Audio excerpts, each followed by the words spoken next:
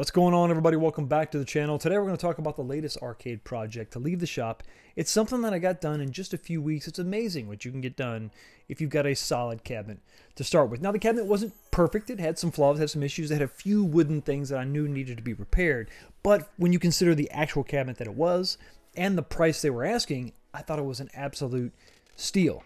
So I convinced somebody else to buy it. That's what I did. Here's the thing. I really like this cabinet, but the floor space in my arcade is very valuable. This is high value real estate, and the spaces need to be allocated for different types of cabinets, different types of games.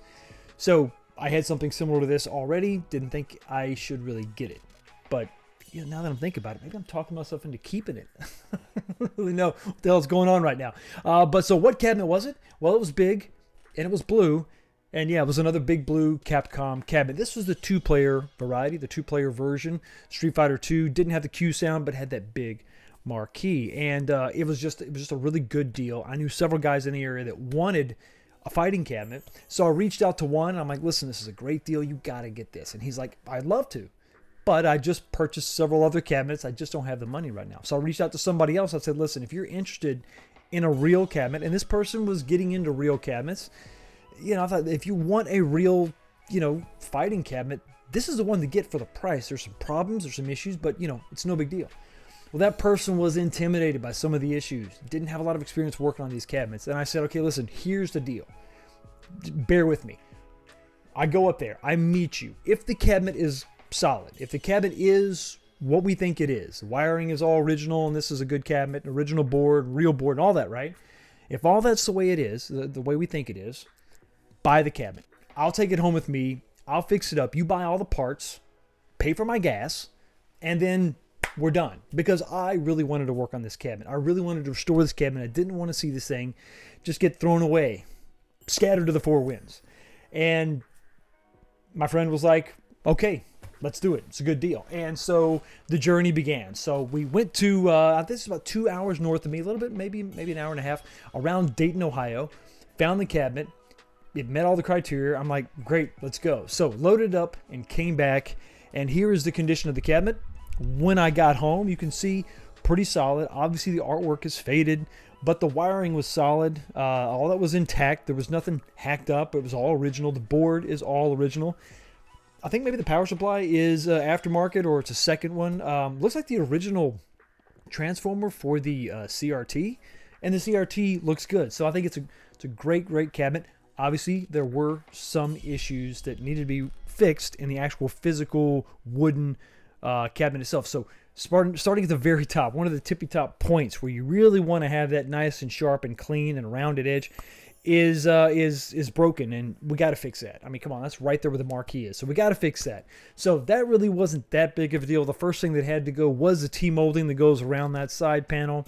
Fill that in with several different layers of the professional wood putty, the plastic wood. You put a layer in there, you sand it, you put another layer in there, and you sand it. And then eventually you build it up to where it's solid shape. Then you can prime, and it's ready for paint. Part was something pretty crucial to the actual cabinet itself, and it was the main support panel that holds the control panel in place when you lift it up for servicing. The hinges that bolt to the control panel also bolt to this piece of wood. This thing was cracked. This thing was it was all messed up. So we had to fix that. I cut that out, sectioned in a new 3/4 inch plywood piece, better than that old particle board. It's like an MDF combination.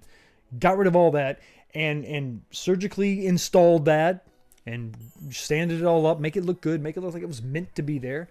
And it was finally time, once all the repairs were done, it was finally time to seal all the exposed wood. That's something that wasn't done from the factory. Now, the exposed wood's going to be on the bottom of all the surfaces, on the bottom of the control panel, on the bottom of the cabinet, and also the inside of the cabinet is just bare wood. So after a light sanding, I wanted to just preserve that, seal it up with some shellac, and you're good to go. And that's something you definitely want to take as a preventative measure for keeping these cabinets solid.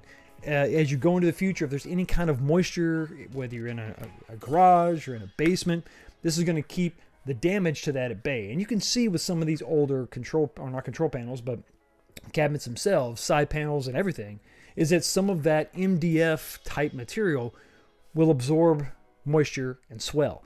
and that's just something you want to try to avoid at all costs. So this is a great preventative measure, something you can really do to preserve the cabinet itself. And the woodwork did not stop there. One of the pieces that had to be fabricated was the monitor bezel support panel. This is just the panel that the artwork that goes around your bezel lays on top of, so it doesn't just flop around inside the panel. So you basically just take a square piece of MDF, lay your artwork on top, trace the opening out, cut the square out of the middle, and then test fit it to make sure you can, actually see your monitor. Once you know that that's good, go ahead and paint the inside edges with some black spray paint just to kind of hide that. And then you just put this piece over your monitor, put the artwork on, then put the piece of glass on, and you're ready to move on to the next step. And the next step for this cabinet and the final piece of woodwork is this little tab that goes on the inside of the back panel. Basically, this serves as a way to kind of keep this back panel flush with the rest of the cabinet. So all you have to do is slide this in the back of the cabinet and then secure it with 2 screws in the top. And then, of course, now we get to move on to the super fun stuff, which is removing old paint/vinyl. I'm not exactly sure if this is just paint, like vinyl paint that is dried over time and it's flaking off like a sheet of vinyl, but in any event, this is how this comes off. Sometimes it's good, sometimes it's bad. When in doubt, break out the heat gun and work on that, and it should come off pretty easy. You want to make sure you go ahead and sand this to make sure you get every little bit of contamination off, and it also makes it easier to paint. Now we're going to just go with black paint for the back of the cabinet. Makes sense. And that's going to really clean up the back of the cabinet. It's not something that you have to do, but if you're going to have this cabinet in an area where the back may be seen, trust me, it's worth the little bit of time it takes to take care of this detail. And since we have the black paint out, let's go ahead and take care of the lower control panel. If you look at old images of this particular Big Blue cabinet, this portion of the cabinet was black, so this is arcade accurate. And it also is easier than trying to match the blue on the side. And one of the most time-consuming parts of any arcade cabinet restoration can also be the most rewarding. The control panel overlay, the controls, the buttons, the sticks, all that are going to be replaced on this cabinet. You got to start with stripping everything down. Once again, it's worth it to take the time and get this thing down to, in this case, bare metal, so that you can apply a brand new graphic, and it's not going to be on top of some old adhesive or an old graphic, something you would feel underneath the new graphic as you game. It's just something you don't want to do. So take the time, peel everything off, strip it down, so that when you put that new artwork on top, it's just really going to look and feel brand new. And of course, you can't beat brand new sticks, brand new buttons. Obviously, you want to take the time and do this right.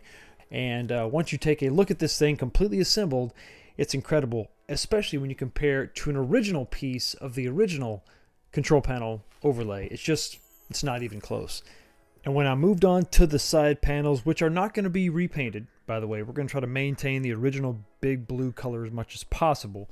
There was just a portion of the rear of the right side panel that I thought I could live with, and I just couldn't live with it. So I decided to go ahead and cut it off straight, and then add a piece of plywood to that, glue it in, a few brad nails, let that thing dry, and then we'll try to patch that up and cover it up with some primer and paint to make it blend in, but I just couldn't let it go. And so I continued around the cabinet, maintaining the original Big Blue color as much as possible, just fixing some of the scratches and some of the dents, and just touching up with the blue that I used on my other Big Blue cabinet as just a way to kind of hide some of the imperfections. Not a perfect match, but hey, it's close enough. Most of the T-molding on this cabinet was in really good shape, so I just changed the T-molding on the left side where I made that big repair on the top of the cabinet. I also swapped in 2 LED light bars instead of just a standard single fluorescent. I mean, I figure it's a Big Blue, you might as well have 2. And with the addition of casters on the bottom of the cabinet, this project is done.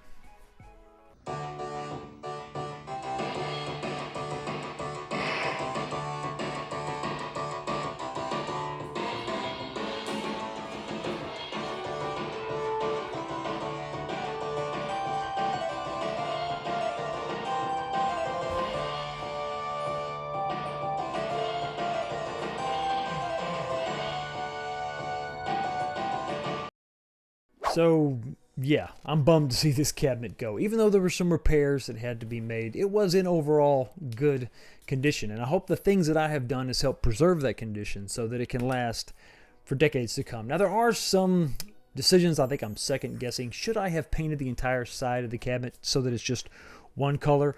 I don't really know, but I'm going to leave that up to the new owner to decide what they want to do moving forward. Now, speaking of the new owner, they have not seen the progress or the completion of this cabinet just yet. And don't worry about spoiling the surprise. By the time this video drops, he's already going to have it in his collection, and hopefully we haven't dropped it down the stairs and it's made it in one piece. Now, if you want to see the update video, the final result, the final home of this cabinet, head on over to Galaga Guy 88's YouTube channel. I'm going to link it in the description of this video, and maybe he'll post something.